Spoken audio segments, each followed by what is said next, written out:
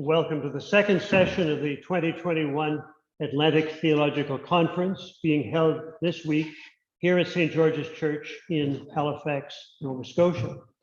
For those who may have missed the first session this afternoon, I extend a general word of welcome to all, both to those who are physically present in the church this evening and to those who are joining us virtually by Zoom. For any who may not know me, I am Peter Harris, the honorary assistant priest here at St. George's Parish, and I am also a member of the Atlantic Theological Conference Planning Committee. The first paper for this conference this afternoon was presented by the Reverend Dr. Terence Clavin on the subject of the Old Testament sense of place, and the response was given by Reverend Dr. Cole Harton. Now this evening, for our second session, I'm happy to introduce Dr. Daniel Driver. Dr. Driver has given this title to his paper, New Creation in Heart and Spirit and City, the Theology of Divine Rebuilding in Psalm 51. First of all, by way of introduction to Dr. Driver, I simply read the information he gave us, which was printed on our conference website. Born in Portland, Oregon in 1979, Daniel Driver studied English literature at university, BA from Wheaton College, 2002. Taught humanities to high school students in Kansas for 2 years, and then moved to St. Andrews, Scotland, to pursue graduate work in theology. There he completed a Ph.D. in divinity with a focus on Old Testament in 2008. From 2008 to 2016, he taught Hebrew and Old Testament to undergraduates at Tyndale University College in Toronto. He was confirmed in the Anglican Church of Canada at the Cathedral Church of St. James, and he is delighted to serve the Anglican Church of Canada, the broader church, and the Academy now as a faculty member of the Atlantic School of Theology. Dr. Daniel Driver.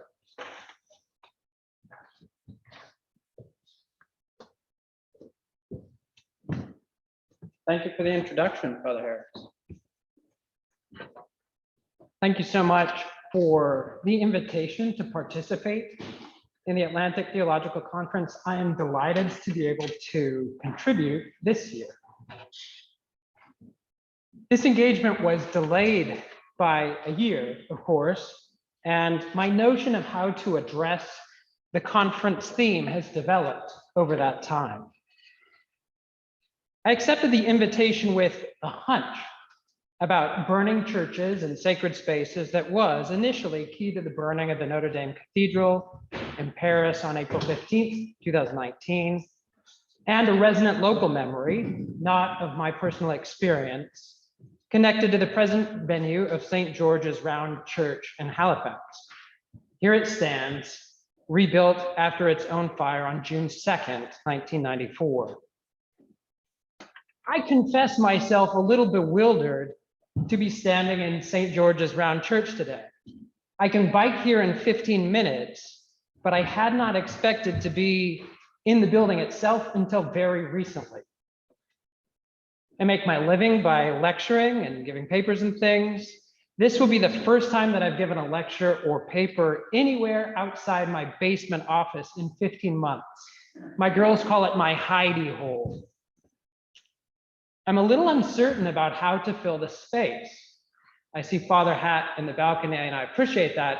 It will help me project. The ceiling and the walls seem very far away. I carried my hunch about this theme throughout the pandemic, through which the church seems to have experienced a different kind of burning. Acutely, I remember the grief of Lent and Easter in lockdown last year. With a little encouragement, my 3 daughters painted our back door like stained glass. They outlined Calvary and a tomb with black electrical tape, and then made it radiant with acrylic paint cut with not quite enough dish soap to have it come off. It looked great. I looked today, there's still little flecks of paint. On Palm Sunday, the family took whatever portable instruments we had, a violin, a French horn, our voices, and we marched around the block while playing and singing All Glory, Laud, and Honor. Neighbors ventured as far as their doors and windows to look out. Remember how hard that lockdown was. There must have been so many tiny scenes like this around the globe. My point is an obvious one. Churches have been empty while the virus rages. Congregational worship devolved to individual homes and video networks of homes. Sacred spaces like the one where I stand have been coming back, of course, and in Halifax, we've been very fortunate to have many services in the last year at different speeds in different regions.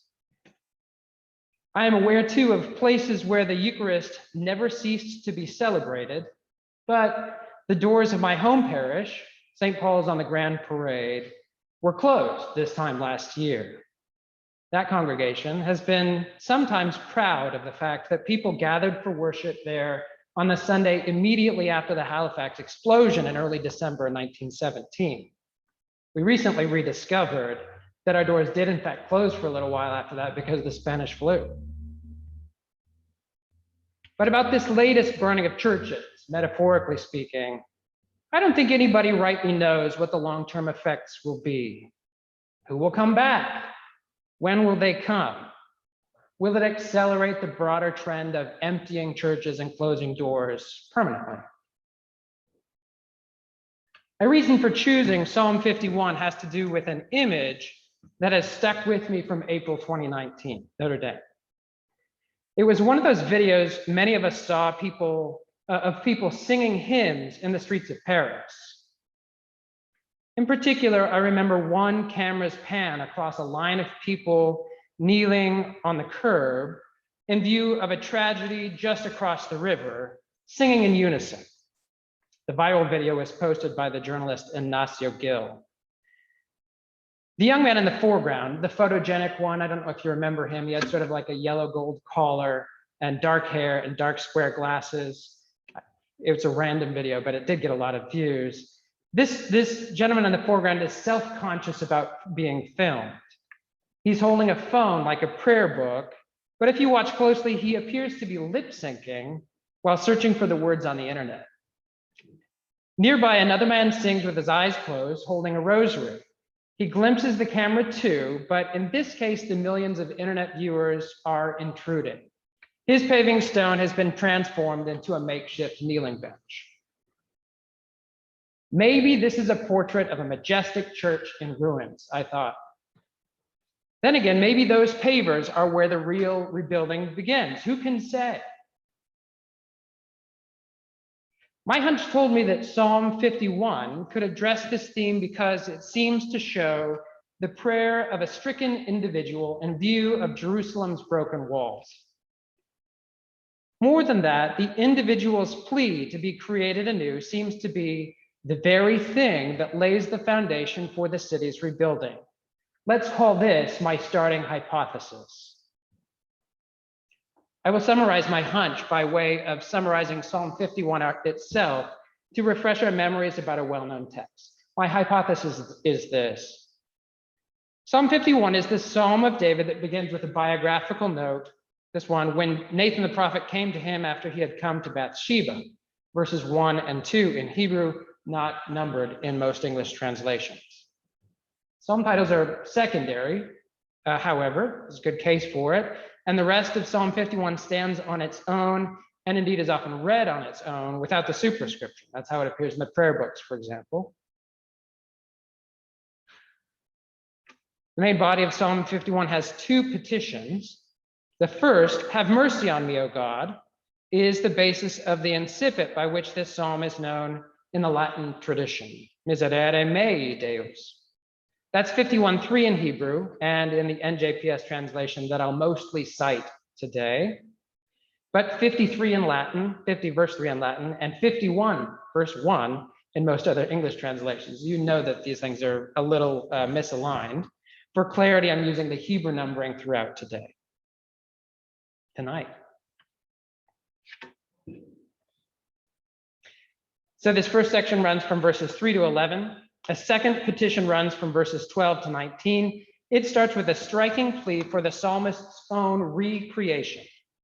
Fashion a pure heart for me, O God, NJPS, or make me a clean heart, 1662 BCP, or create in me a clean heart, that's the King James right through to the NRSV. The underlying verb bara is a topic for another day, except to say that it's the same verb that kicks off creation in Genesis 1:1, and it only ever takes God as its subject. It is striking to find that verb here deployed in this way. The second section ends with a note about acceptable sacrifice. True sacrifice to God is a contrite spirit. God, you will not despise a contrite and crushed heart. Finally, the psalm ends with a 2-verse coda, verses 20 and 21, that Christians have often excised for shoddy theological reasons, but it usually turns up in the prayer books. It nevertheless, it turns from sacrifices of the heart to the rebuilding of Zion and the restoration of cultic sacrifice, right? Sacrifice returns. So the last 2 verses, may it please you to make Zion prosper, rebuild the walls of Jerusalem. Then you will want sacrifices offered in righteousness, burnt and whole offerings. Then bulls will be offered on your altar. So ends the psalm. The basic idea is that the rebuilding of the self, met in confession by the God of creation, lays the foundation for a divine renovation of the holy city. A remade heart is the precondition for rebuilding sacred spaces. You can see the gist of it in that unwieldy title that I submitted to the conference organizers now quite some time ago. It is published on the conference website, as you heard, New Creation and Heart and Spirit and City, the Theology of Divine Rebuilding in Psalm 51. To me, it reads like the title of a paper that hasn't been written yet. My hunch about the psalm seemed good at the time. I found some initial support for it in one of the best modern commentaries on the Psalms, co-authored by Frank Lothar Hosfeld. His dates are 1942 to 2015, and Eric Zenger, 1939 to 2010. Hosfeld and Zenger are contemporaries then, both Roman Catholic theologians and leading Old Testament scholars in their generation. And they were both conductors on the steam locomotive of Psalms research that continues to chug out of Germany. The relevant volume on Psalm 51 was published in German in 2000, the Herder's Theologischer Kommentar zum Alten Testament, and an English translation, thankfully for most of us, in 2005 in the Hermeneia series as Fortress Press. Zenger is responsible for the commentary on Psalm 51. The 2-verse coda is a secondary addition in his view, and he describes it as an eschatologizing and collectivizing continuation of an originally individual prayer of petition in verses 3 through 19. To him, this yields insight for how individual repentance can extend to a renewal of the sacred city. Quote, even if verses 3 through 19 are not shaped towards verses 20 and 21 as their climax, still verses 20 and 21 follow appropriately. The human beings newly created by the forgiveness of their sins are in fact ideal inhabitants of the New Jerusalem. And it is true in turn that the renewal of Zion as a central point of creation begins with the new creation of its inhabitants. In fact, where sinners permit themselves to be created anew by the Lord, the people of God are renewed. When this happens on and from Zion, Jerusalem will become a city of righteousness, end quote. Hence the connection to that video to burning churches and sacred spaces. I thought I had my text. As I studied it, I began to realize that my hunch was wrong. It rests on a pervasive assumption in Psalm scholarship, namely that most Psalms are essentially either individual or communal Psalms. When that premise fell apart, I realized that I had the most useful kind of hypothesis that there is, a credible, intuitive one that turns out to be completely wrong. I'm now persuaded that Psalm 51 is in no sense a psalm of the individual. So I find that my paper needs a new title. I suggest the following alternative, Miserere mei pro nobis. Why Psalm 51 is not a psalm of the individual. It is, I must admit, still a work in progress. One final note of introduction. Last weekend, my wife read the draft that I sent to my respondent, Aidan Ingalls, who's here. Mrs. Shriver has excellent taste in literature, which is probably why she doesn't read my work very often. But she did read it this time with a non-specialist's eye, and you can thank her for this expansive introduction. She said that I had offered a worm's eye view of a problem that she couldn't see how to care about. She said that I needed to get out of the dirt. A bird's eye view is probably more than I can manage, she said, but a rabbit's eye view wouldn't be high enough. She said that I needed to give a dog's eye view of the problem to you. So that's what this friendly hand-licking introduction is about. It's a dog's eye view. Now to the denser material that I made Mr. Ingalls work through without any other assistance. I've got a section here on communal and individual psalms. This is really like the first two parts of a 4-part paper. The last 2 parts haven't been written yet. But our time will be, you'll have more than enough time if we just work on these first 2 sections, communal and individual psalms, and then modern individualistic readings of the Psalter, of Psalm 51 specifically. So communal and individual psalms. Almost any current textbook level introduction to the Psalms will insist on telling you that, thanks to Hermann Gunkel and form criticism, biblical psalms are classified according to a few basic types. A further distinction connected to the speaker's point of view cuts across many of these types so that most commentators describe most psalms as either individual or communal. Thus, songs of thanksgiving are either individual or communal psalms of thanksgiving. One likewise hears of individual and communal songs of trust. Laments or complaints, which are psalms in which the speaker appeals to God for help, are subdivided between individual and communal laments. Liturgies have an inbuilt communal dynamic, and so they don't need to be divided on these lines. Neither do royal psalms in which the king speaks or is addressed. Hymns, another category, hymns are broken down along other axes too, as hymns of creation, divine kingship, pilgrimage, or Zion. Finally, some of the best known classifications rely on the narrowest evidentiary basis, since they pertain to small assortments of special cases. Torah psalms, enthronement psalms, and wisdom psalms were not prominent designations for Gunkel's analysis, contrary to what one might expect from the volume of attention that they have come to receive. Later differences of emphasis aside, Gunkel's system of genres for psalms has proved durable. It has outlived Gunkel, who died in 1932, apparently still concerned about the cool response of an old guard that by his own account met his proposals with, quote, a silent refusal. It has outlived form criticism, which began to die sometime around 1970, after extending Gunkel's key insights about as far as they could go across the whole field. It has even survived the paradigm shift in Psalms research that is often dated to the publication of Gerald Wilson's dissertation in 1985. This durability is all the more striking because this newer approach, the post-1985 approach, starts by rejecting an axiom that launched Gunkel's quest to determine genres in the first place. No internal ordering principle for the individual psalms has been transmitted to the whole, writes Gunkel. Genre, for Gunkel, is a recovery project. It seeks to overcome the disordered state of the received Psalter. Quote, the researcher should strive to overhear the innate natural division in this type of poetry. It requires a basic observation concerning the original essence of this poetry, whereby it falls seamlessly into various genres, end quote.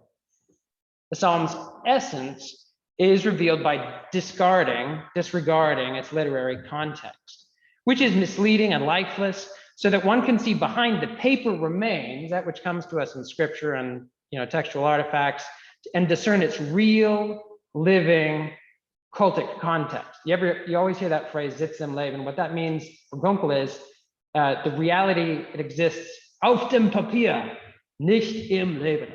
It exists in life. Or, sorry, I said that backwards. Anyway, it's the right quote backwards. Nicht im Leben, nicht auf dem Papier, sondern im Leben. Sorry, I shouldn't extemporize quotes I barely remember. The point is, life is the context for these psalms, and you have to take them out of the scriptural context in which they're received to discern that context. Somehow, though, Jerome preaches Discovering Psalms, an approachable introduction, about 200 pages, to Psalms of Search, published in 2020, turns easily from its rehearsal of Gunkel's types and their presumed original settings to a summary of more recent work on the Psalter as a meaningful collection, in which the whole is obviously more than the sum of its parts. So Gunkel's categories have stayed, even though you've rejected Gunkel's whole starting premise. The transition is effected with little more than a however in Creech's survey last year. Less thorough surveys can imply an uncomplicated compatibility between the older and the newer paradigms. Less competent ones can give the impression that the older paradigm is still the only one that matters. In general, the impression given is that Gunkel's genres for psalms continue to be helpful and correct, at least in essentials. Some accounts will file qualifications. Any good survey will concede that the old form critical standbys are imperfect. There are mixed forms. There are disputed cases. James Kugel's overview is more skeptical than most. Though much has been made of the different psalm types that have been identified, he writes, the results have, if truth been told, rarely gone beyond the obvious. In his judgment, the value of types lies in the way their codification shows biblical psalms to be highly conventional, not spontaneous expressions, but one hardly needs so much apparatus to sustain that observation. Modifying Kugel's comment, one might rather say that the results have become obvious. An analysis that was not obvious to the Guild of Biblical Scholars circa 1904, when Gunkel started to sort of classify the Psalm systematically, has long since become taken for granted. It has prevailed for so long, in fact, that its core distinctions are now largely vestigial. The issues that Gunkel sought to resolve are no longer pressing issues. The energy that fueled refinements and modifications by Sigmund Mowinckel, among others, has also dissipated. Their results in aggregate may seem obvious today, but the rationale behind them has become obscure. Evidence of this situation appears in the flatness with which Gunkel's categories are usually presented, as if the scientific urge to classify were the main thing that brought them into existence. It's hardly so bloodless. Who really remembers why the distinction between communal and individual psalms is so rudimentary? It's worth briefly recalling why, for Gunkel, the genres of psalms do not all have equal status. It's not just like a chart where you're putting them in place. There's a top and a bottom. Gunkel's preoccupation with genre is actually bound to the history of those genres, which is bound to an account of the history of Israelite religion. The histories rise and fall according to an idealized narrative in which pristine collective piety gives way to a prophetic vision that in the end is choked off by cultural and religious degradations. For aesthetic reasons, Gunkel prizes the time when the great individual poets appear in history. That's a quote. In the times before and after, Israel's poetry and religion are less worthy. So Gunkel identifies just 4 chief genres, Hauptgattungen, in the Psalms, arrayed in 2 pairs, namely the hymn and the complaint song of the community, hymn and complaint of the community, and the complaint and thanksgiving of the individual. So there's the most fundamental distinction in his key divisions is between the communal stuff and the individual stuff. The phrasing here, obscured in the English translation of 1998, it's a long time after publication, is notable because it tracks, the phrasing that I've just given you is notable because it tracks with the author's theory that individual voices emerge from primitive communal liturgies. Psalm genres have a trajectory with individualized expression as the apex. The history of genres is long and complex, but it starts with forms that are short, simple, and devoid of personal piety. Then a mixing of forms begin to promote liturgical innovation with diverse results. Israel's prophets take notice and adapt some of these forms for their own purposes, Gunkel asserts. But the reverse influence of the prophetic spirit on the Psalms is more important in his estimation. The connection to prophecy is so close that we are told, quote, many of its devoutest disciples were psalmists. The immense prophetic spirit elevates and transforms the piety of the psalmists, giving rise to geistliche Dichtung, the spiritual poetry that is the particular treasure of the Psalter. Quote, the psalmists learned from the prophets' exalted models to evaluate the external worship service as inferior. In so doing, psalmody experienced a decisive change. Originally, psalmody arose from the cult and was closely bound to it. If you knew the word cult, it's just a technical term for religion in Israel. Psalmody arose from the cult and was closely bound to it, but now it turned its back on it. Pious souls had learned to sing songs in which they disregarded every external action.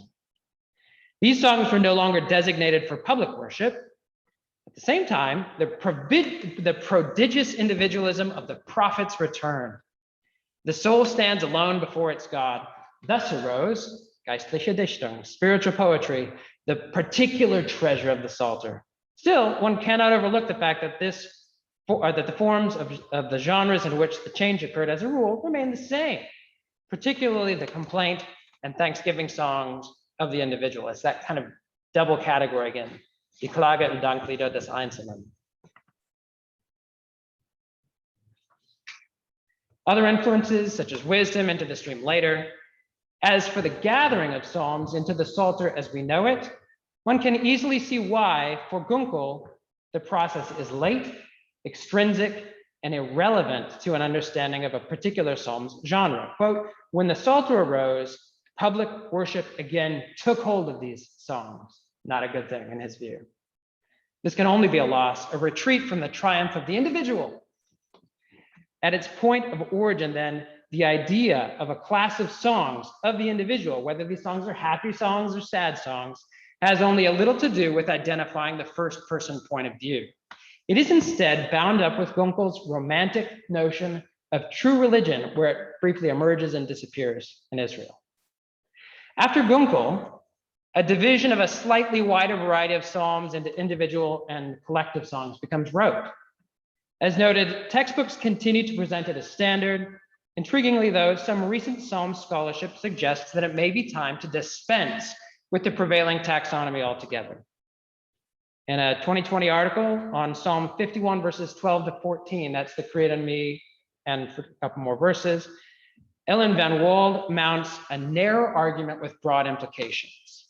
She shows how these verses serve as a bridge between the two middle parts of the psalm, subtly connecting individual and communal elements. Her analysis of metaphorical patterns in the psalm is perceptive, and I'll quote her now. The differences between the two parts of the Psalms are therefore visible in the difference in metaphorical patterns. In the first part of the Psalm, the metaphors mark the sin of an individual state, while the metaphor in verse 15 marks sin as collective movement. Psalm 51 functions as on the basis of two metonyms. The king stands for the nation. King David, in the role of the confessing and petitioning leader, stands in for the Jerusalemites. And the sinners stand in for the inhabitants of Jerusalem. Both are examples of pars pro toto metonyms. Whereas the former metonym is present in the background of the entire psalm, the latter is introduced in verses 15 to 21 in the transition from individuality to community and the transfer of the sin from the individual sin of the king to the people of Jerusalem, end quote.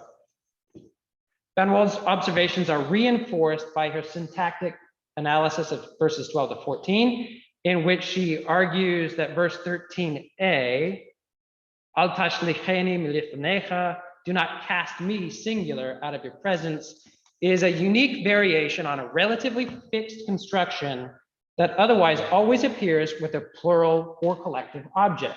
In other words, it's a unique instance of a singular grammar around a collective construction. If this is correct, then she says the individual speaker, who is the king, metonymically represents the nation. Finally, her argument builds on a reassessment of anthropological language in the Old Testament, which together amount to a warning. All those arguments together amount to a warning against imposing modern assumptions about individuality and subjectivity on ancient biblical literature. To put a public prayer on the lips of the king is to make that prayer national. To put a psalm on the lips of King David and to embed it in a book of Psalms associated with King David above all others is to frame it in such a way that it can become what in fact it has become, a prayer with stunning reach. In what follows, I want to use that reach to test and extend Van Wold's insight about the irreducibly communal voice of Psalm 51. And I'll just give one section more. I want to look at tradition history sometime, but in the time we've got left, I will take a closer look at individualized readings of the psalm in the modern period. So we'll go back to Gunkel. He dies in 1932. His major book that I'll be writing was finished by a colleague in 1933, and we'll jump up to Hausfeld and Zenger, published in 2000, right? We're going to span the 20th century. Psalmic individualism.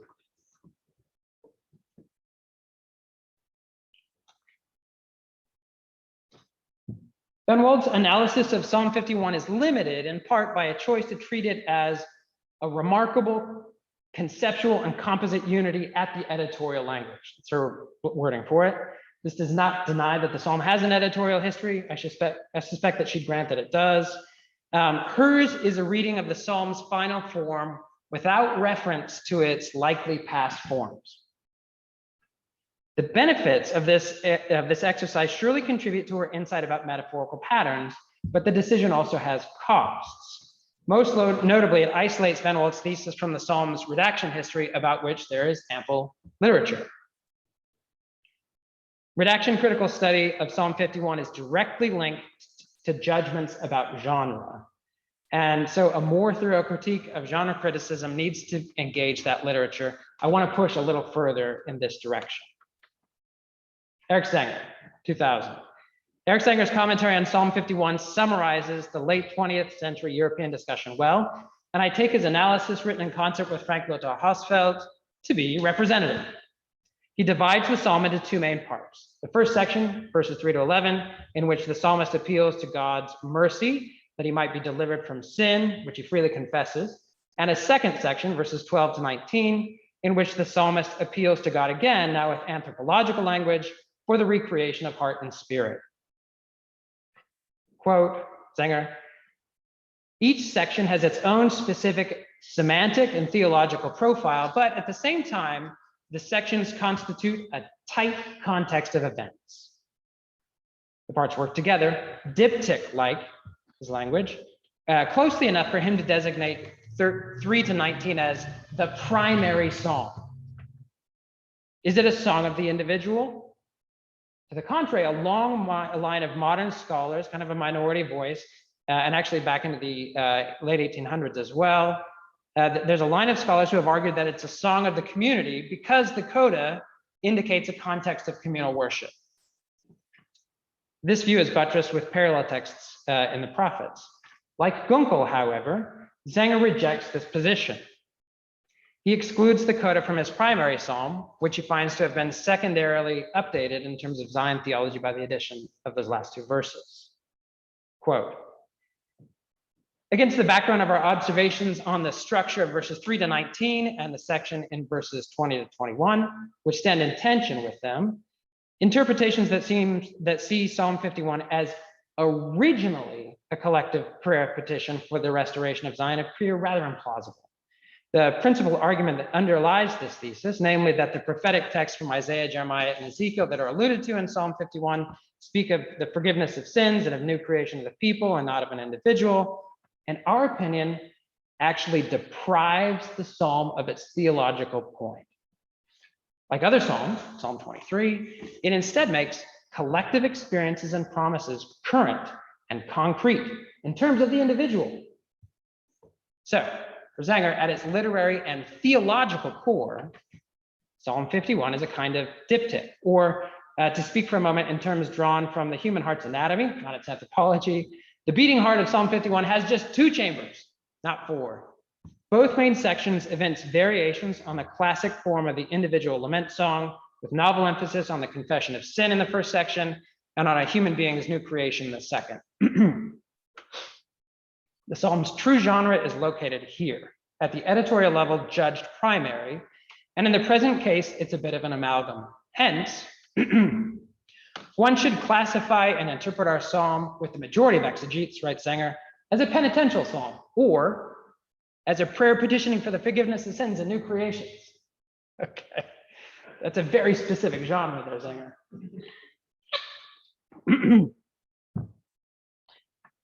Does Zenger's analysis persuade? You know where I am on this already. In literary terms, it rests on arguments that seem plausible enough.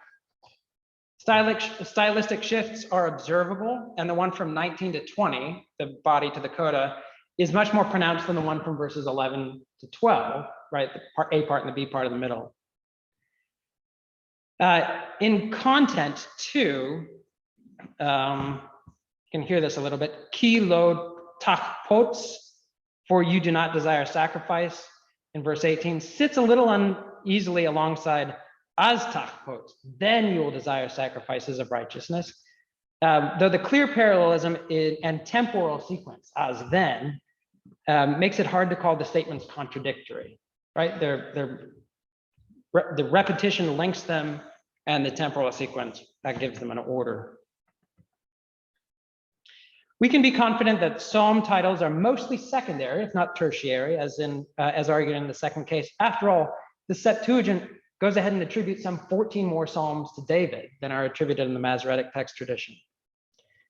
It is possible that through a series of innovations, an originally cultic genre is first individualized in 3 to 19, then Zionized with the addition of the coda in 20 to 21, then Davidized with the prepended biographical note in verses 1 and 2. What we now call Psalm 51 is then psalterized, if you like, by placement at the head of a second Davidic psalter, 51 to 72. There's good reason to think about this. You can see the Psalms moving around in different manuscript traditions. And also by linkage to the Psalms of Asaph. You got the Psalms of Asaph from 70 to 83, but 50 goes in front of 51, and it kind of links these two books together. And ultimately by integration into the canonical book of Psalms. Other editorial histories are possible too and have been proposed, but Zenger might well capture how the psalm came together and found its present position in the scriptures of Israel. It's possible.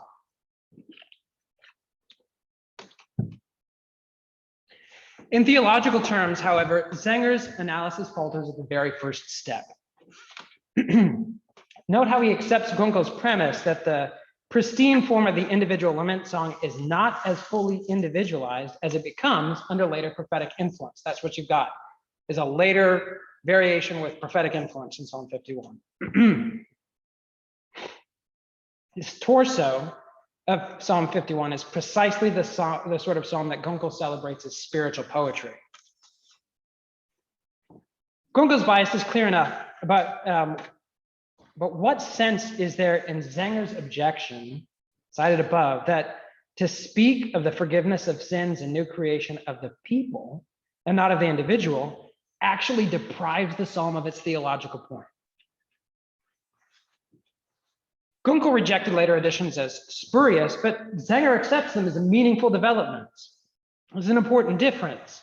For Zenger, as for Gunkel, variations on genre originally shaped for individual use in the cult emerge very briefly as pure individual expressions in verses 3 to 19, only to recede back into a cultic framework with the addition of the Zion coda and elastic verses.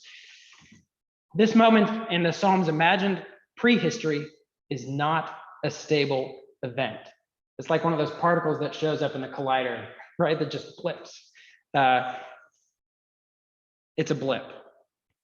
As such, how can it possibly support the Psalm's main theological point?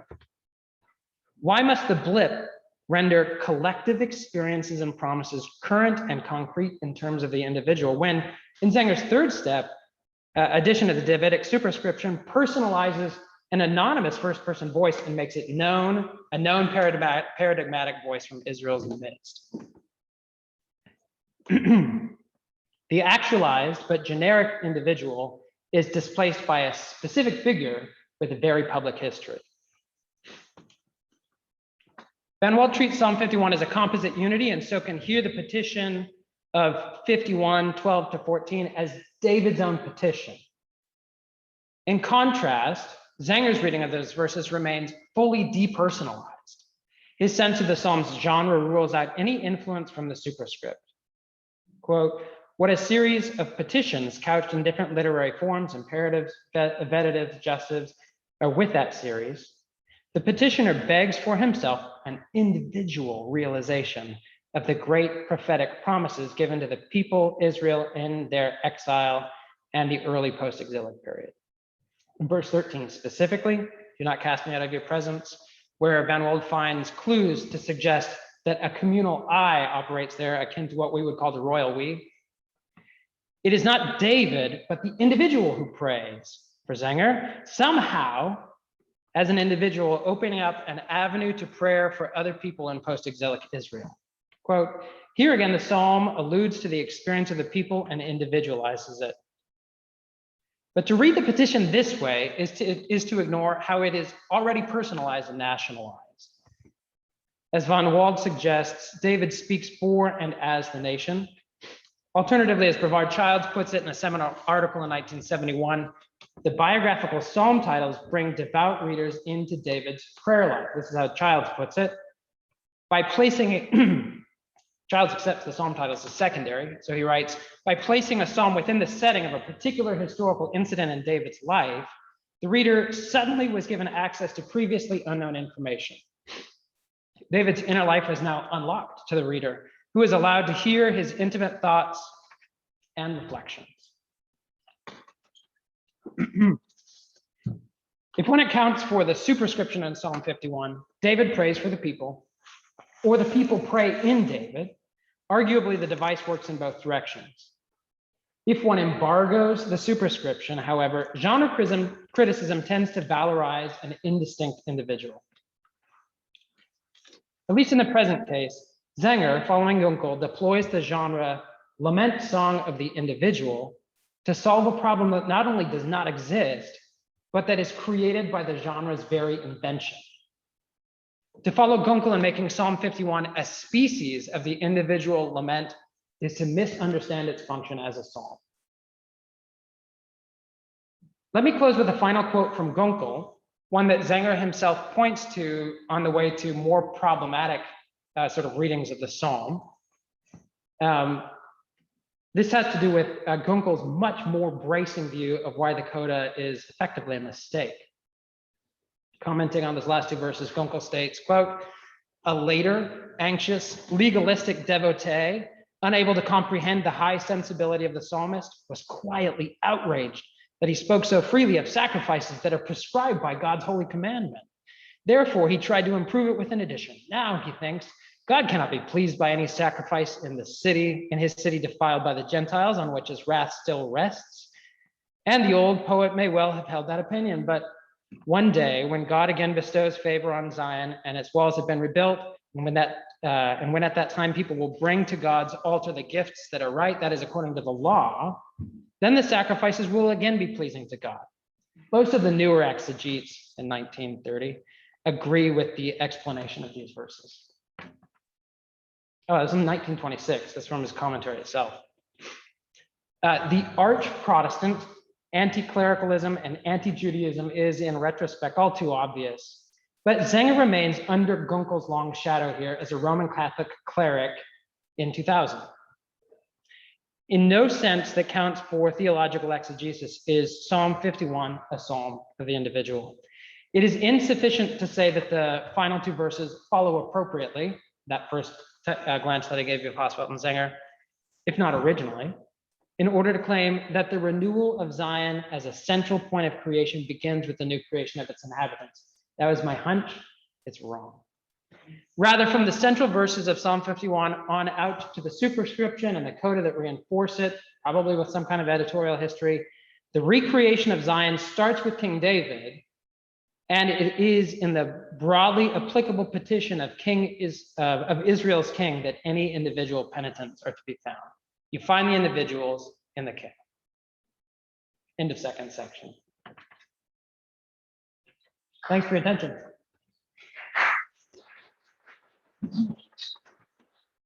Mask on.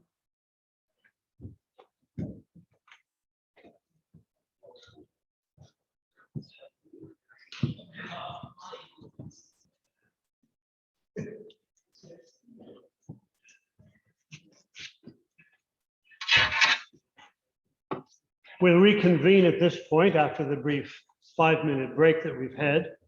And before I introduce the responder, Aidan Ingalls, and then after that we proceed to a question and answer time.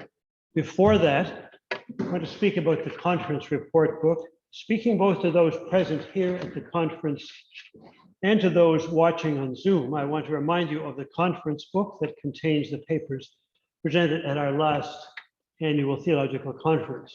Though unfortunately due to COVID, the word annual no longer quite applies. The first conference was held in 1981, and without fail, every year until 2020, we held a meeting of the Atlantic Theological Conference in one of the 3 maritime provinces. Last year's conference for 2020, planned on the subject we have this year before us, was the one that we had to postpone for a full year because of the COVID situation. When we did so, we did it assuming that by June of 2021, COVID would have gone away. We were wrong, but we were determined that the conference would take place anyway. And we're happy that we're able to have this blended conference in which at least some of you are physically present here at the conference here at St. George's, while others can join us by Zoom. But because 2020 last year was a year when the conference did not take place, it happens to be the case that our last conference was the one 2 years ago. While the conference report book from 2019 has been in circulation for a while, or at least in print for a while, perhaps many of you are not yet aware of that fact. So for those of you who did come to that conference in Charlottetown 2 years ago, and for all of you who may be interested, we'd encourage you to acquire a copy if you've not yet done so. Upon this rock, St. Peter in the scriptures and Christian tradition and in the life of the church. If you wish to purchase a copy for $25 here during the conference, speak with Susan Harris and speak with me at some point before the end of the conference.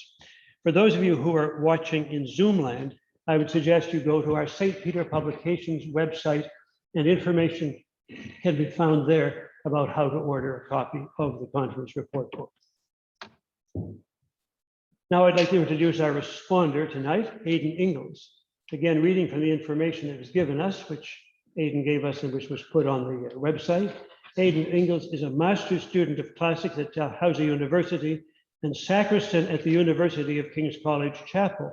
He is interested in the philosophy of Plato and in the history of Neoplatonism from its ancient roots to its contemporary expressions. He also added the sentence, he wonders very much and knows very little, but I'm sure that he probably knows a lot. So we'll ask Aidan to now address us.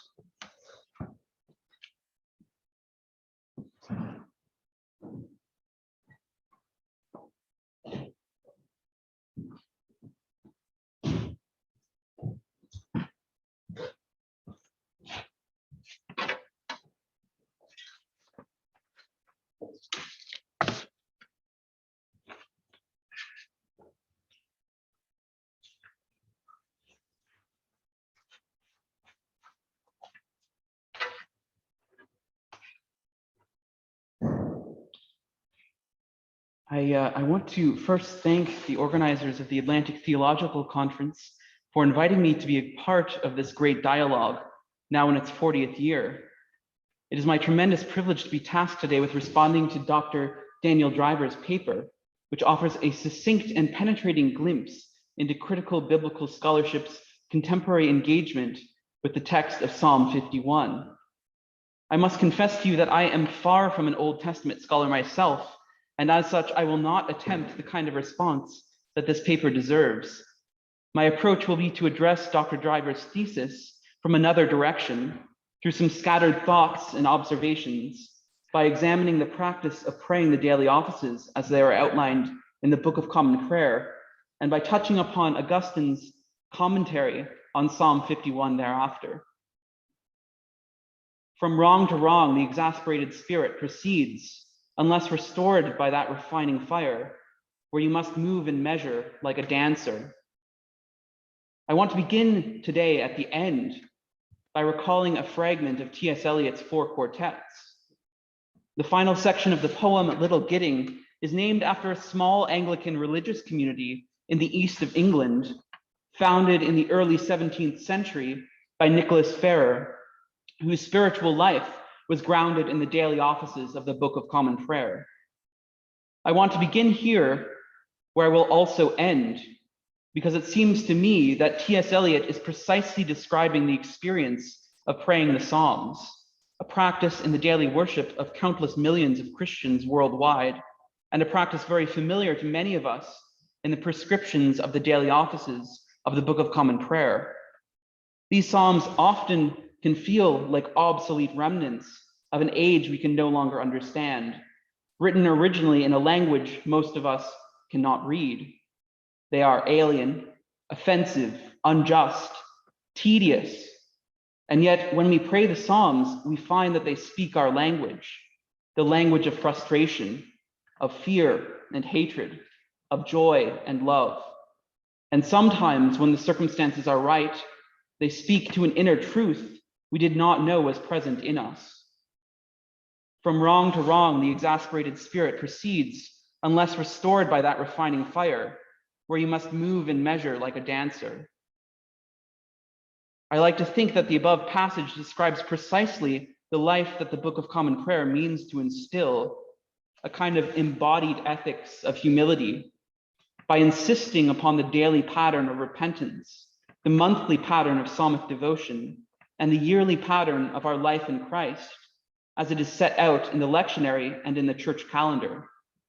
Indeed, Psalm 51 in particular is an inescapable part of each of the daily offices, ingrained in the opening communal petition for conversion. O Lord, open thou our lips, and our mouth shall show forth thy praise. In addition to this, the prayer book assigns the psalm during Lent and other penitential occasions, at the ordination of priests, and during parochial missions. It is a psalm that is positively baked into the cyclical movement of the Christian year, a psalm that, as John Neal writes in his commentary, with the exception of the Lord's Prayer, has been repeated oftenest by the church.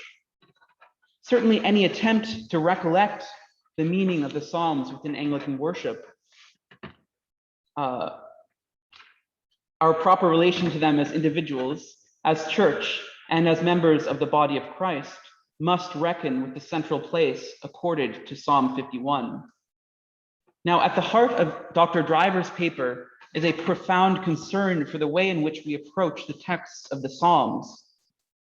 He began by examining Gunkel's romantic classifications of Psalms, which makes a sharp distinction between individual and communal songs, between psalms of pious free spirits and those shaped by the institutionalizing instincts of the cult. Dr. Driver makes the case that for Gunkel, this interpretation rests heavily on aesthetic considerations that are not inherent to the texts themselves, concluding that Gunkel's analysis perhaps amounts to a high modern aberration in the Psalms' total history. Gunkel finds exactly what he is looking for in the Psalms to accord with his own philosophy. But as Dr. Driver has remarked, who really remembers why the distinction between communal and individual psalms is so fundamental? After the spirit of the Romantic project has vanished, its tenets have become almost incomprehensible to those of us that follow. In contrast to Gunkel's individualistic notion of true spiritual poetry, in the early Christian adoption of the Psalms, there is throughout a pronounced communal emphasis. I will point to Origen and Basil as two key figures in this tradition as I make my way to Augustine. Certainly the early church is reading the Psalms very differently than Gunkel, as the historical prayer of David, a profound dialogue between soul and God, expressing the voice of Christ himself while being transformed into the living prayer of the church. Speaking broadly, the Psalms are for the early church its own recollected prayers and its own recollected voice, far more fundamentally than they are a text, even a text of spiritual genius, as they are for Gunkel. Why this new church would take up the ancient songs of the Jewish people into its own devotions might perplex us today, but for the Church of the Martyrs, this does not seem to be a problem. Christians at this time are not simply taking the messianic passages and ejecting what is not useful to this end. The Psalter was, in its entirety, a book of prophecy that was accomplished in Christ's incarnation, death, and resurrection. We find Origen, an important intersectional figure in the meeting of the Greek Platonic and Christian traditions, to be interested in an intellectual and hermeneutic engagement with the Psalms. It is by reason, he argues, that we become more like the divine Logos. The Psalms are thus for Origen a locus of intellectual and spiritual conversion, although the whole of Scripture performs this function as well. Origen's Contra Celsum, written in Alexandria in the middle of the 3rd century, offers a peculiar glance into the interpretation of the Psalms as a whole, and in particular, an interpretation of what we know as Psalm 51, numbered Psalm 50 in the Greek Septuagint. He writes, that the gospel wants us to be wise, I may show both from the ancient Jewish scriptures, which we also use, and equally from those written after the time of Jesus, which are believed in the church to be divine. In the 50th Psalm, David is described as saying in prayer to God, "Thou hast shown to me the obscure and hidden depths of thy wisdom." And anyone who reads the Psalms will find the book full of many wise doctrines. In the passage above, the word for doctrine is dogma, which I want to warn has little to do with the contemporary connotations of the correlative English word. It is derived from dokeo, that is to seem good, and ma, a suffix denoting a result or an effect. Dogma in this context is not a written rule or a guideline for faith, or at least not simply, but it invokes a close relationship with an apophatic encounter with God's immutable and hidden wisdom. The procurement of these wise doctrines occurs only in and through the obscure and hidden secrets of God's wisdom, as they are spoken in Scripture and uncovered by inquiring reason. There is no dogma for Origen. There is no possibility of being affected by the true and the good without some kind of an intellectual encounter with the essentially hidden depths of light inaccessible. Saint Basil of Caesarea, born about a century after Origen's death and a great admirer of this teacher, in many ways both extends and modifies Origen's interpretation of the Psalms. Werner Jaeger, in his influential study Early Christianity and Greek Paideia, notes that Saint Basil hoped that the Psalms might act as a kind of Christian equivalent to Aristotle's Nicomachean Ethics, with which Basil would have come in contact during his studies at the School of Athens. In his 10th homily, which adopts Psalm 1 as its subject, Basil gives a glimpse into what this might mean, a Christian ethics. He says, the psalm foretells coming events. It recalls history. It frames laws for life. It suggests what must be done. And in general, it is the common treasury of good doctrine, carefully finding what is suitable for each person. On the whole, it effaces, as far as is possible, the passions, which subtly exercise dominion over souls during the lifetime of man. And it does this with a certain orderly persuasion and sweetness, which produces sound thoughts. Anyone who has ever read the Psalms might be surprised and even baffled by St. Basil's ethical framing of the text here. After all, there is much in the Psalms that we might find grotesque today. Babies being bashed against walls. What Basil finds in the Psalms is a physician who is simultaneously universal, yet speaking to each person in a unique way.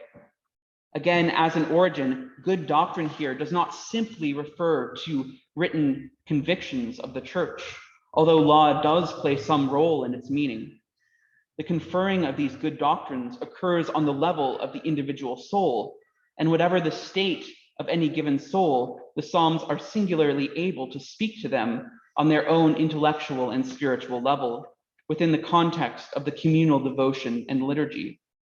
Indeed, Basil is somewhat critical of the Greek insistence that the strength of Christianity lies in the dogma, a clear turn away and modification of Origen's rigorous intellectualizations.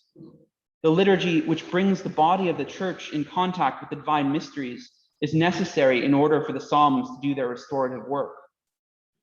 Much has been written about the way in which Augustine uses the Psalms, or perhaps how the Psalms seem to make use of Augustine, especially in his confessions, so integrated in his memory that they have become the language of his soul.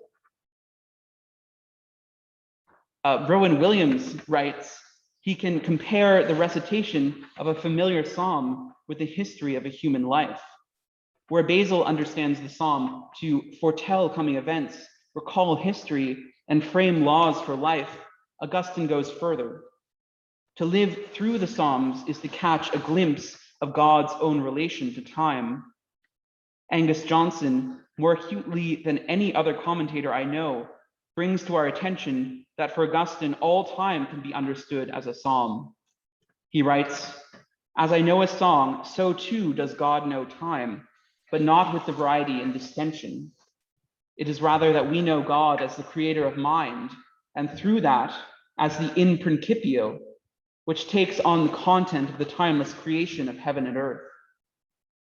Augustine, though having limited access to the works of Origen and Basil, and especially the former, nevertheless seems to offer a kind of synthesis of both in his psalmic hermeneutics. The Psalms act as a kind of spiritual physician, and simultaneously they feed the intellect by restoring the memory of one's condition. They have both a communal and an individual spiritual reality. They rehearse the drama of the universal human condition by taking on the disordered voice of the church. At the same time, they are intensely individual, a personal sharing of the psalmist's suffering. We find in Origen, Basil, and especially in Augustine that there is no proper approach to the Psalms. They simply demand to be prayed.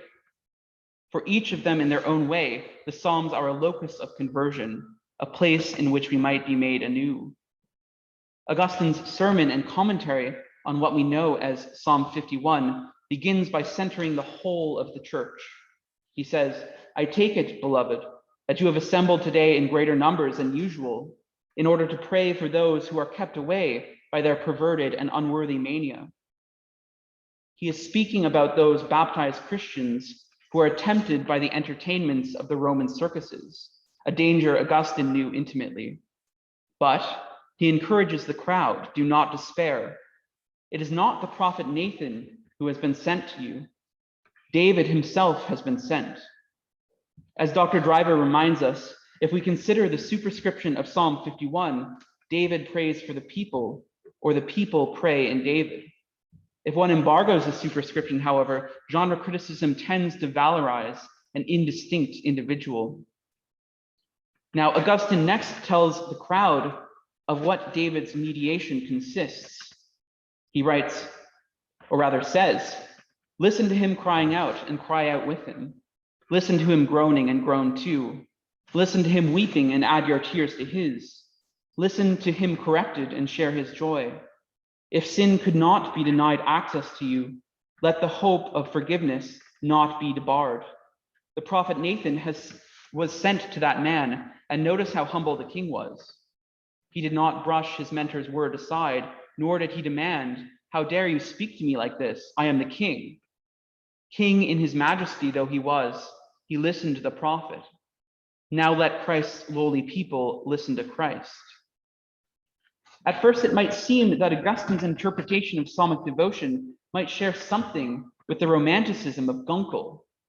The supplicant courageously takes the words of King David for themselves in a heroic move, using David's royal utterances for the purpose of asking forgiveness for those who are less pious.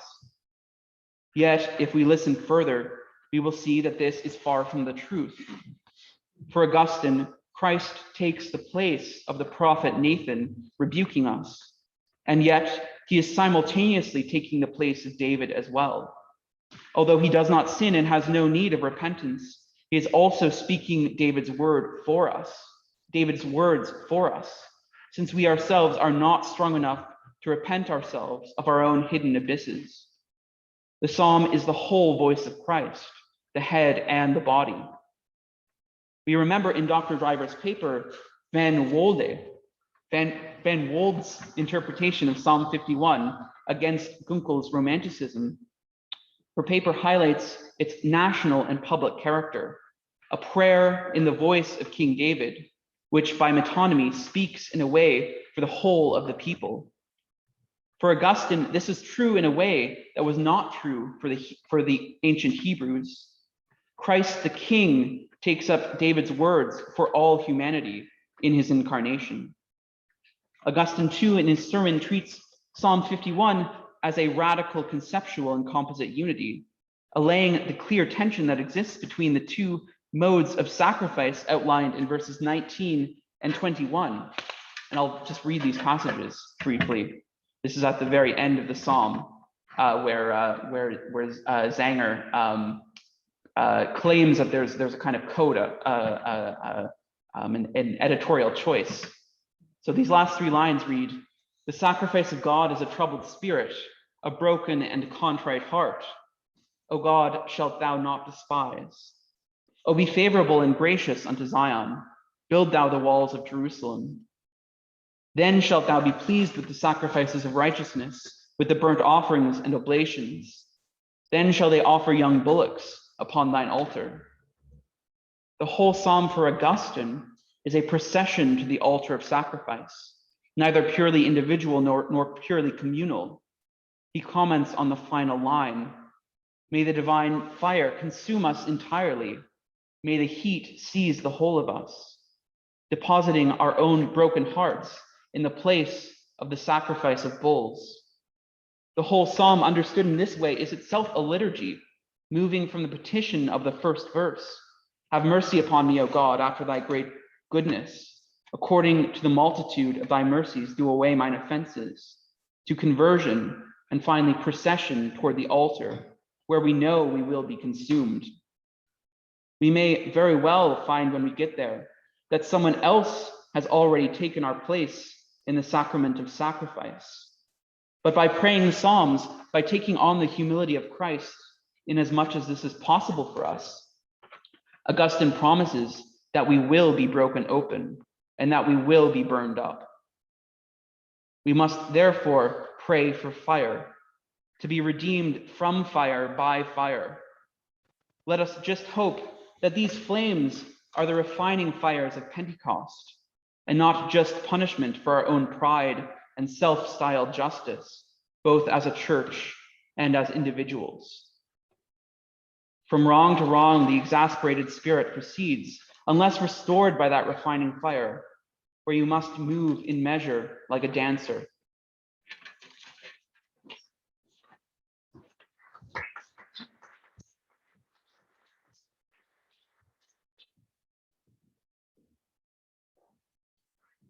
Don't go away. You're accusing it. Thank you very much, Aidan, for that response. I was about to say, don't go away as well. We proceed now to a question and answer session, as we had with our session this afternoon. Those who are physically present can raise a hand and be recognized, and then I think probably better, should they stand right here? But you'll be best seen and heard if you don't mind coming forward and standing here to ask your question, I think. And then one of these two experts here can respond. For those of you who are joining us through the Zoom, it's possible for you to submit questions online, and we'll keep an eye on that and try to recognize some of those questions as well. Do we have any questions from those of you who are here present? Can I respond to my respondent briefly? Certainly, yes. Yeah. And I just want to thank you for a very considerate and engaging response. I do like to work in reception history. I started there, I couldn't land it, and so I went to another area. Augustine's, well, the several examples that you gave are all excellent. Augustine is great for lots of reasons, but on Psalm 51, he does give that note of a circus. And what strikes me about the introduction of that event is it's an event like this. There's people around interrupting, he's goading them. You can see this when you read through his Psalms commentaries.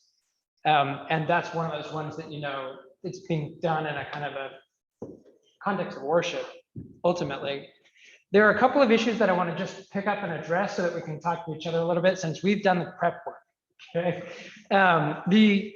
The Totius Christus is the method by which Augustine puts the psalm together in the mouth of Christ, right? So you are either the head or the body. And if you're sinful, you're the body. And if you're perfect, you're the head. And so these voices, it's a kind of an innovation on the prosopological exegesis that's already there in patristic exegesis up to this point, and it becomes the kind of standard approach for 1,000 years. It's pretty ingenious. It works extremely well at bringing in those elements that you're talking about, the kind of the holy fire.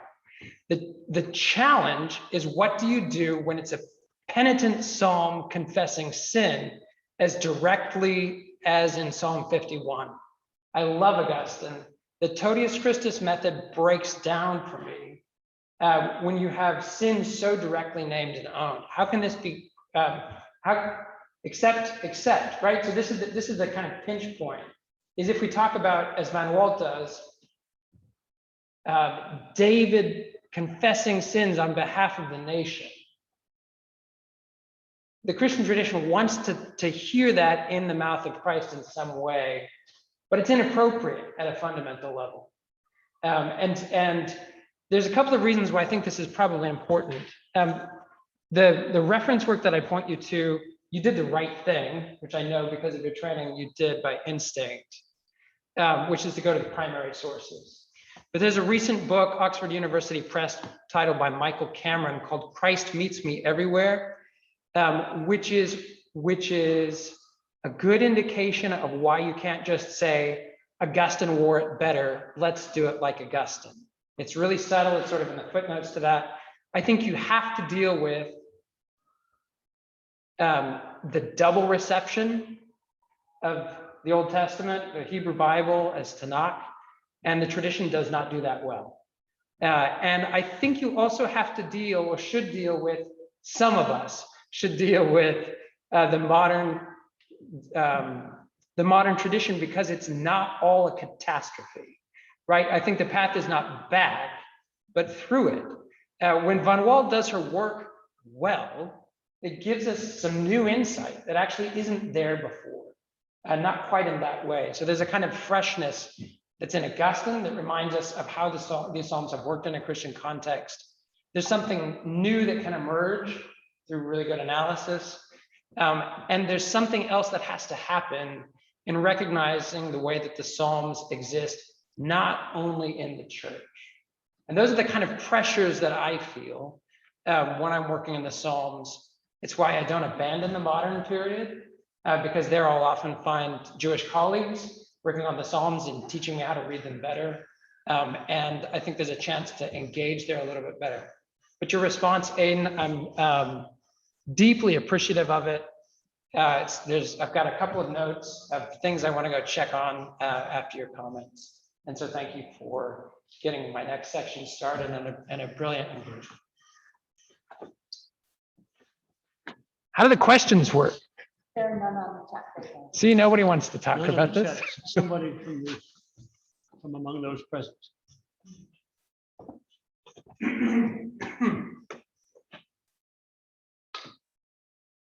This afternoon, we had a number of people on the chat that were watching on Zoom. But we invite anyone who's listening on Zoom, if you care to submit a question at this point by typing one in, please do so. And again, encourage any of you present this evening if you wish to ask a question of either of these two gentlemen. Pardon me? Is there a question online? A question from Alex Easton. So please relate all this to sacred spaces. That's a comment, Alex. So thank you. That's a great comment. And that was sort of I think that was partly my wife's comment too, in a different way. This goes back to that, the viral video that I saw from Notre Dame in 2019 of a single person praying. This happens sometimes. To me, this is a perfect hypothesis, one that turns out to be wrong. I thought, I have a sort of text to accompany what I think I saw in that video, and a theory where you might say, when a church burns to the ground, it starts with the humble prayers of individuals who rebuild a cathedral, who rebuild a church like this one, with sort of prayer and humility, right?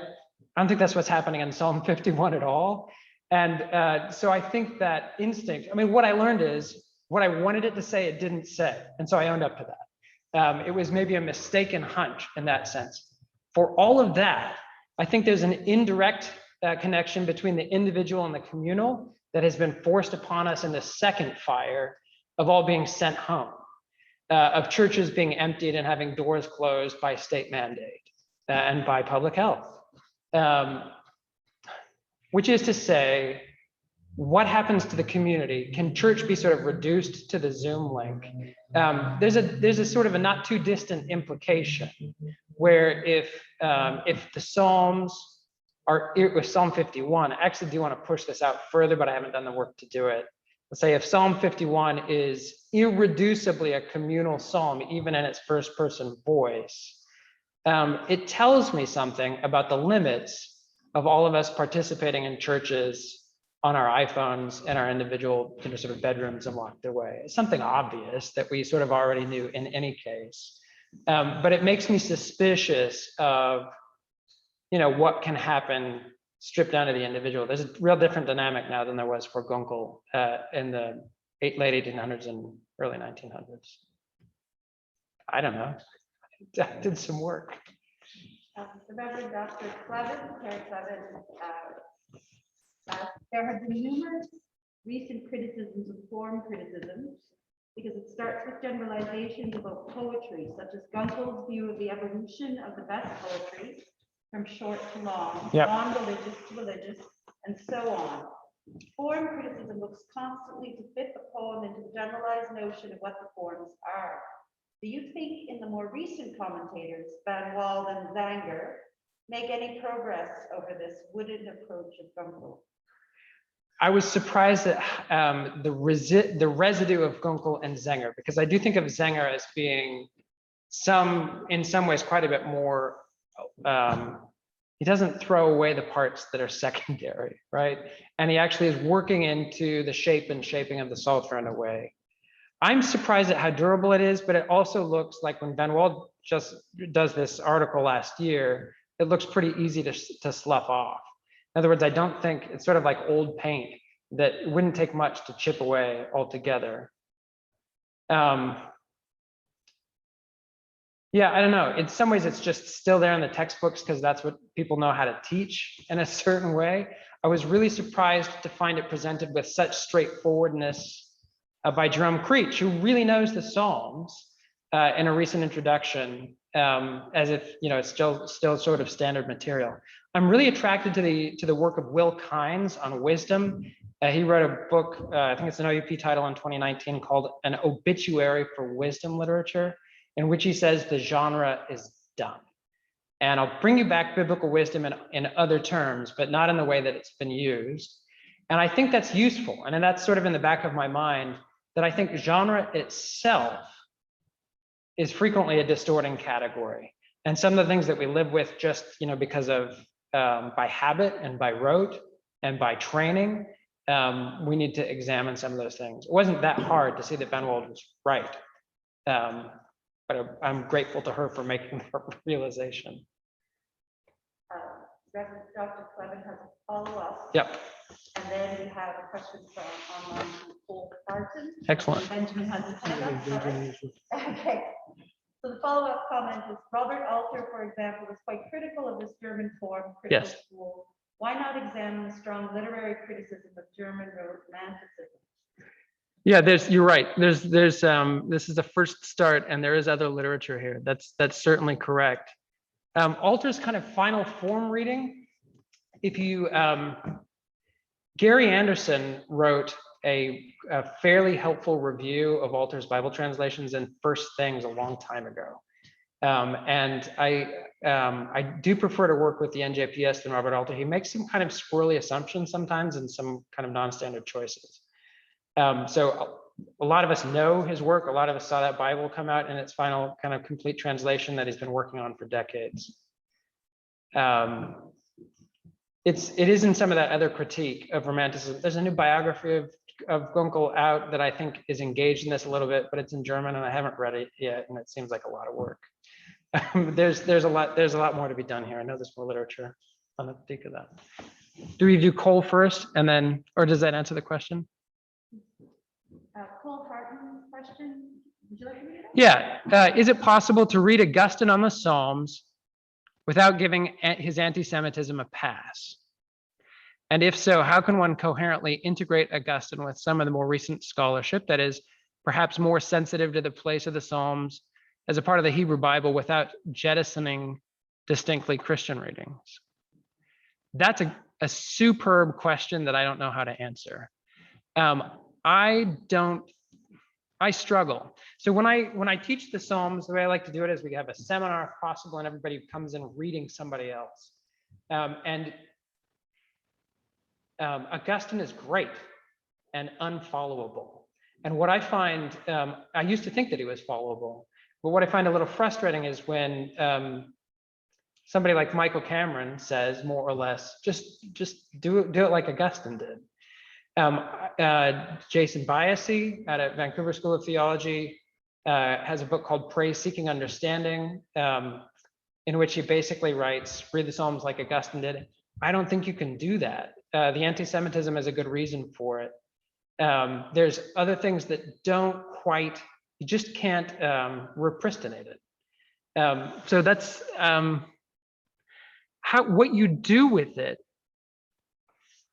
It's what I don't want to substitute Augustine for the Psalm itself. This is actually maybe my other comment for Aidan. The history of reception is great, and the kind of Platonism that we enjoy in this kind of environment is great. It is not a substitute for the scriptures itself. And it's an argument for reading the scriptures in Hebrew and not in Greek translation, right? There's something that the scriptures do that bind the church to Israel in a way that Israel isn't bound to the church.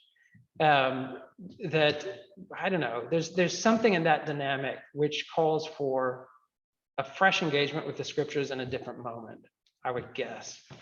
It's a great question, Cole Hart, and I wish you were here in person to talk about it a little further.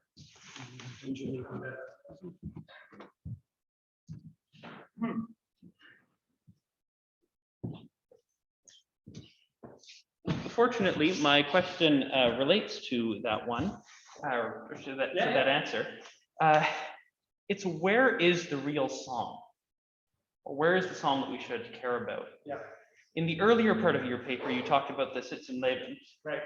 And you examined some of Gunkel's fundamental distinctions and whether they were justified or not. But that one, you spent a little bit less time on. It wasn't your focus. But is it justified to think that that situation in life and in its original context is the one that we should care about and use in the psalm? Just what you were saying, right? Using the original psalm rather than its reception history, because I think there's an argument to be made also that where the psalm is real is where it's real in this life, right? In the life that we have here, and the abstraction is actually the text, right? The text outside of the liturgical context. So can you speak about what justifies the priority given to the Sitz and Leben? It's totally bound up in that particular moment of romanticism, isn't it? Right, that the comment that we had earlier about the critique of that period's sort of predilections is a salient critique. The whole point of Brevard Childs' project is really deeply bound to, it was before form criticism had fallen apart, right? He was trained, Brevard Childs was trained in Basel mostly in the 50s, and is still sort of form criticism as the dominant thing. And he inverts form criticism to say, instead of the cultic context, he wants to speak of the canonical context. And the point of that is to say, the real life is happening actually in the canonical position within scriptures. And if you can connect that to the history of interpretation, you can imagine the psalm plowing through time in different translations in parallel, like a couple of motorboats leaving Augustine and Basil and us in its wake. And in a certain sense, it's in that encounter somewhere, and it's far more complex than we assume that it is. Does that happen in Greek and Syriac and Latin and English and Hebrew at the same time? Yes, it does. I would say. Where's the psalm itself? It's somewhere in that kind of swirl. Not everybody here gets to read in more than one language, and so that's good enough. You can trace those lines, and you can find something in Augustine's, the impact that the psalm has on Augustine, and the impact that Augustine has on the psalm's reception in Christianity. There's something in that that is, in its own way, edifying. But you return to the text itself, I would say. Yeah, I think that makes sense. That's a good image of sort of all the swirls, right? I'm thinking of how Catholic theology is typically claimed that you don't actually know the scriptures unless you know the scriptures the way the scriptures are understood. Right. And there's value in always returning to the texts themselves. But in order to gain deep insight on how those texts might be understood, you really should probably have it, right? So I appreciate your emphasis on the complexity of it. It's a complex thing. There's like one of those pieces. I sign myself, occasionally I even genuflect, I remain Protestant at exactly that point. And it's not to say, I mean, Zenger himself and Hausfeld and Zenger, Roman Catholics, one of the reasons I love reading their commentary, because you can see that kind of sensibility in a couple of moments. At the end of their commentary on Psalm 51, they even say, this is why Luther is so useful to read. And you can see that that resonates in a certain way in their German context.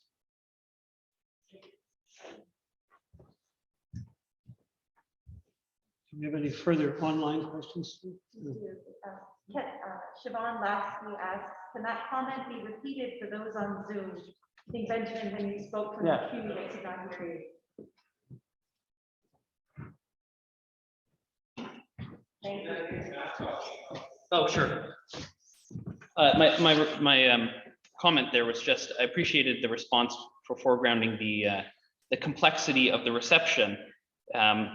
I thought that that way of looking at what the psalm is, it's the force, the motorboat plowing through and creating a wave that has many different facets and eddies. And because that's the way that Catholic theology has typically understood the scriptures. The claim is you can't understand the scriptures unless you understand how the scriptures have been understood, that they're alive in the church.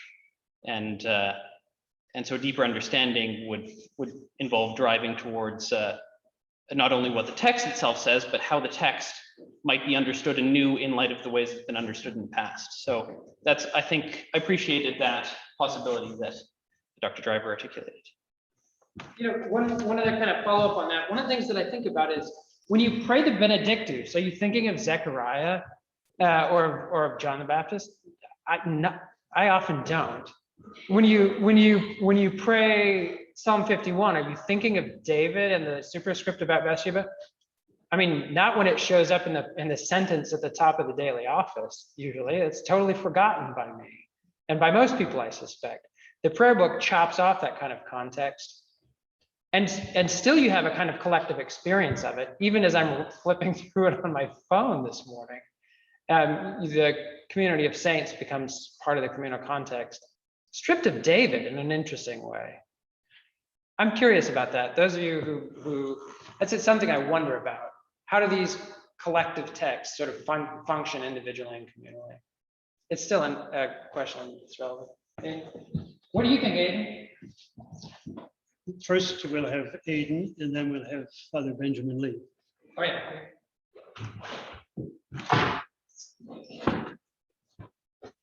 I'll respond sort of quickly and totally inadequately to that. At least in Origen and Basil, and I think in Augustine in his inheritance too. But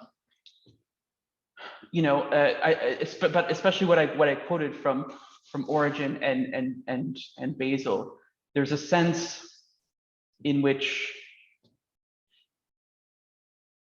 I think they're always pointing back toward just reading the Psalms, and it's something that's there, in the Book of Common Prayer, that you don't need to come encounter the Psalms with sort of all of this ideological baggage.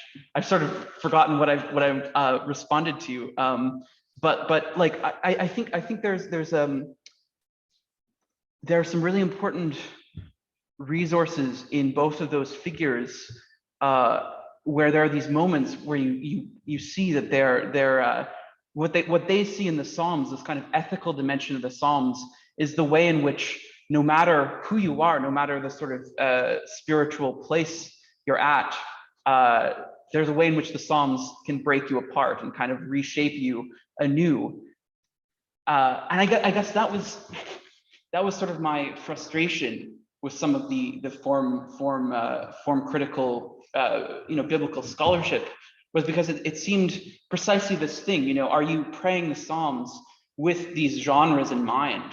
To me, in Origen, in Basil, in Augustine, there were these moments, and there are these resources where it seemed like they were going back to the text and just saying, that's where this ethics will sort of spring up. That's where you'll be shaped anew without needing all of these sort of categories. That's insufficient, but I hope maybe that starts something. I hope.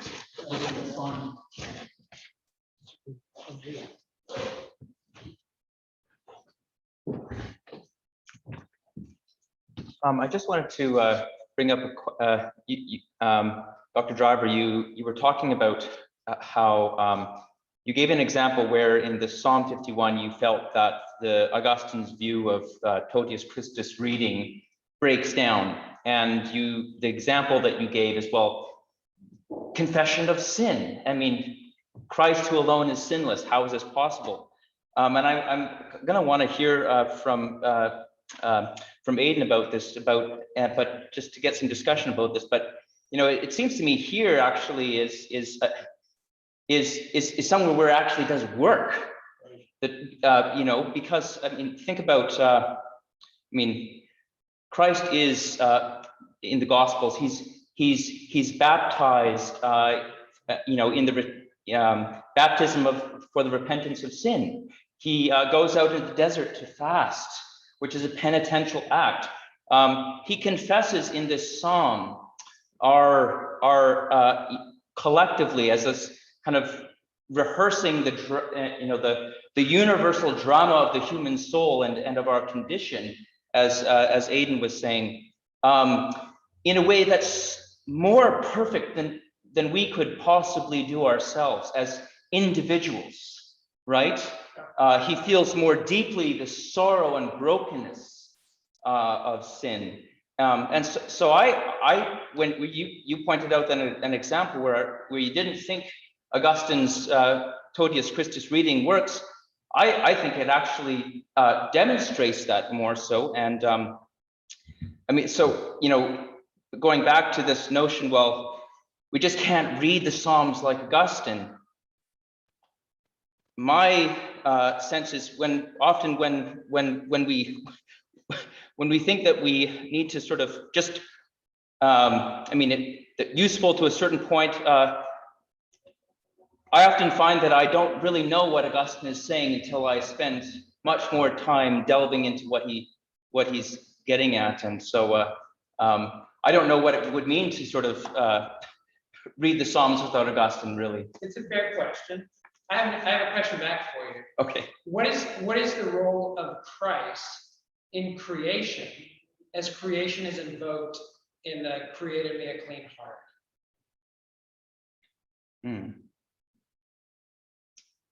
Well, I think here again is he's speaking on behalf of the body. The desire of of the penitential sinner to be restored to he's articulating the desire of the penitential heart. Let's stick with this. Yeah. What about the links to Samuel, the book of Samuel, with the couple of allusions, right, that connect this to David's particular infractions, breaking, I don't know, half the 10 commandments in that episode, with the tag at the top. Why is David an insufficient figure so that one needs Christ to get access to it? I know that Well, he's not an insufficient figure. I don't think that we have to set them at odds. I think. I'm with you on Augustine. I find Augustine so attractive, but there's a couple of moments where he bails on readings, where he's kind of got a reading, and then you find that there's sin in play, and he kind of has to step around it and say that that's not Christ. So it doesn't work quite consistently. It works often. I also wonder about the kind of native figuralism that opens up, that's patient of development in the Christian tradition, and that often works. I am also excited that people like it again, like they haven't in a long time. But I also wonder if there isn't something where we think, how does this work off its own back? And in what sense? I don't know, this is a tricky one. Well, I'd like to hear from Aidan, because Yeah, you've been reading Augustine on Psalm 51, and I wanted to know if this sort of line of kind of. We should read it together after this, because it's not that fresh for me. Dave, what did you notice? It's, yeah, what is it? It's 10 pages or something? It's 15 or 17 or so. Can you help Benjamin and I out a little bit? Which From part? your, is Augustine compelling top to bottom? I feel like I need to go read it.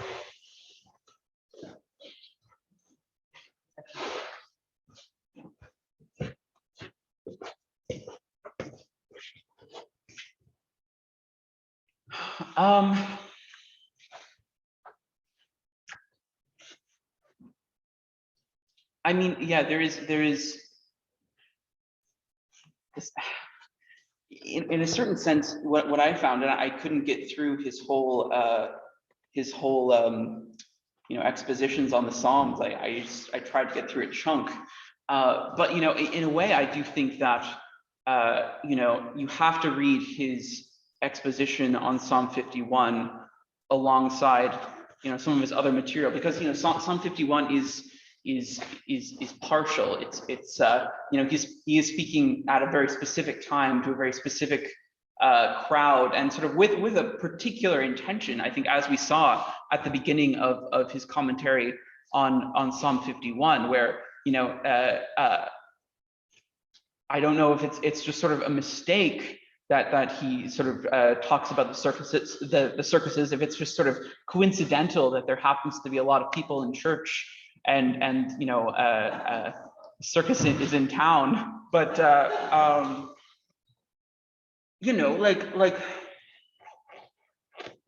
I think that each one he's reading it with a certain intention, but the whole project of his sermons sort of gives a bit bigger picture. And I do think once you start reading more of his Psalms, even sort of what's implicit in Psalm 51, he doesn't, you're right, he doesn't really talk about how Christ sort of takes on the burden of sin in Psalm 51 in the voice of Christ, not explicitly, but I think in other Psalms, you get more of this reading that you can sort of apply back. And so, I do think that because it's the space of a sermon, they have to be sort of confined. They are sort of meant to be read collectively and meant to be sort of engaged with in sort of cross directions, and not just sort of as his reading, his text. There's that wonderful part in the exposition where he gives, I think, three different accounts of the interpretation of a passage, and which passage that I've completely forgotten. But he says, neither of these interpretations are heretical.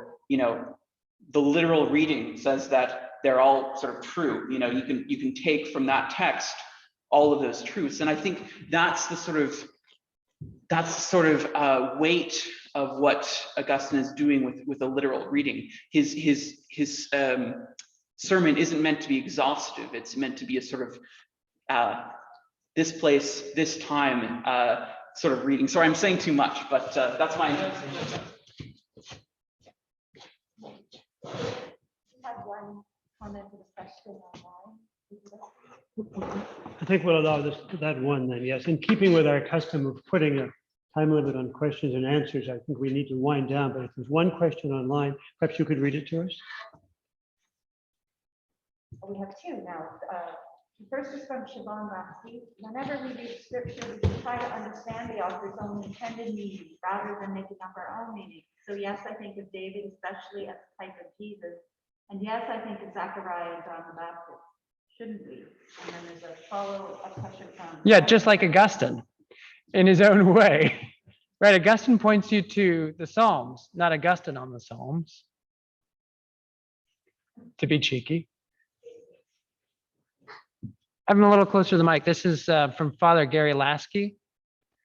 Praying Psalm 51 in and through Christ as the body and the head cannot direct the sins of David be covered by, how am I missing this here? And that the body and the head cannot be, the direct sins of David be covered by Christ being the sinless penitent on behalf of all humanity. Reminding of tonight's second lesson at evening prayer, let be so for now to fulfill all righteousness. Either of you care to comment?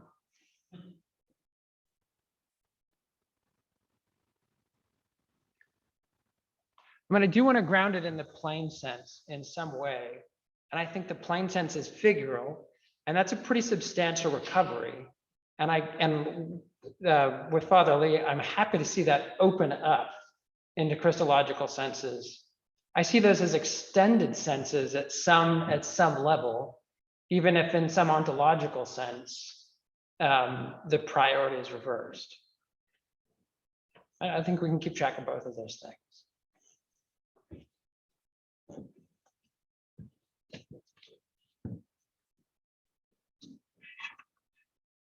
Well, we thank both of our speakers tonight, the presenter and the responder, for giving us much food for thought, and also a word of appreciation to those who took part in the discussion, both those of you here present and some who submitted questions online as well. Thank you to all. As we begin to wind down this session, we look forward to tomorrow. I remind you, 10 a.m. tomorrow, the third paper, Dr. Neil Robertson, speaking on Paradise as Transhumanizing Sacred Space in Dante's Divine Comedy, and with the response being given by Rhea Bright.